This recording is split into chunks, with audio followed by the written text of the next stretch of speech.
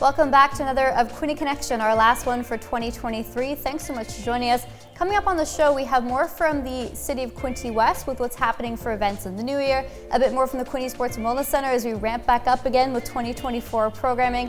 But first, Gary Magwood joins us about the Night Kitchen 2 that happens at Pinnacle Playhouse just around the corner from our Cogeco studio here in downtown Belleville. So Gary, so great to have you on the show. Thanks so much.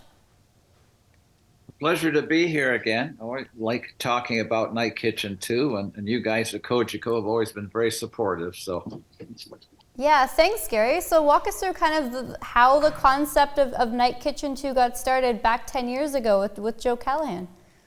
Well, it was one of those things where I'm not a musician. I can't play a Kleenex on a comb, all right? But I give really good audience, and I appreciate musicians, and I'm always in awe of their talent. But I realized there was not a place where beginners could get a good start. And I was in Wolfville, Nova Scotia, where my sister lived, and they had a thing called Night Kitchen going there. And it was the locals stepping up, getting one song, 5 minutes in front of the microphone, all acoustic. And I loved the idea because it was mostly beginners and novice musicians. So there was poetry, there was storytelling and music.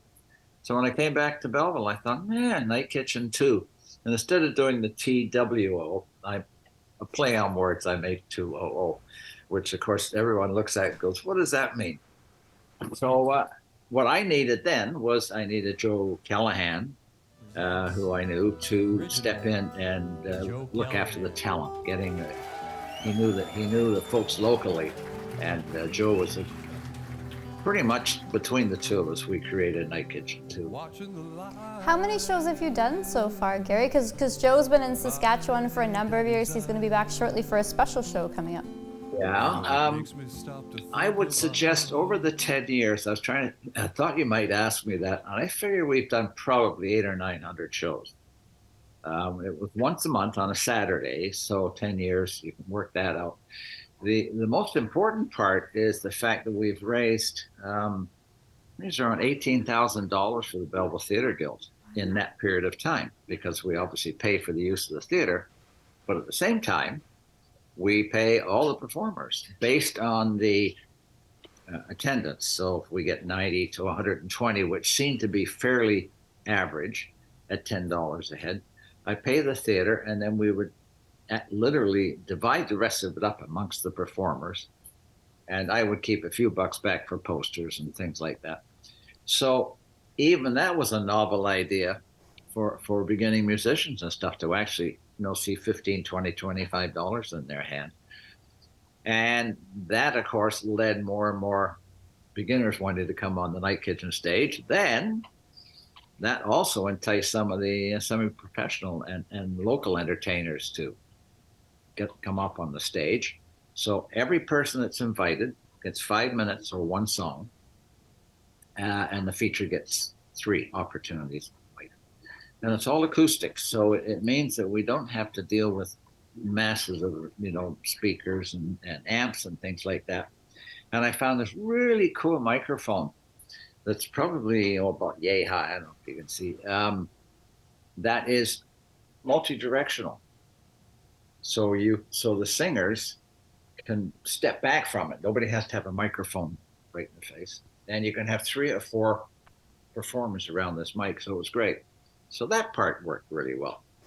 And that's how Night Kitchen has managed to survive for 10 years, despite COVID. So January 13th, Gary's a special show. Is Joe going to be hosting it, performing? Because he plays a beautiful, beautiful acoustic guitar. He does. And actually, I'll probably host it a bit with Alex and Nathan, who are teamed up as rubbing elbows, and they stepped in to help produce the show a couple of years ago. So they'll probably open the show, and Joe will more than likely play the second half of the show solo. And really excited about it because he played such a large role in getting it going. And his reputation locally, of course, is going to attract a pretty good audience, I reckon. Yeah. Which will help us get it reestablished, because it was COVID, as with so many other events, it really had an impact on night kitchens audiences. Yeah, especially Joe is known for Live is Where It Lives here in Cogeco, the old show at Signal Brewery now. So, Gary, do you have kind of an overall list of performers already going to be performing for this January 13th show, or how do they apply? How does it work? Well, this show is going to be just Alex and Nathan rubbing elbows and Joe. The second show in the date, I think it's around March 2nd in my notes. Yeah, that one will have a full complement of a dozen performers and a feature, and we'll announce those players and performers as it gets closer to the time. But our 10th anniversary is primarily Joe Callahan on stage. Yeah.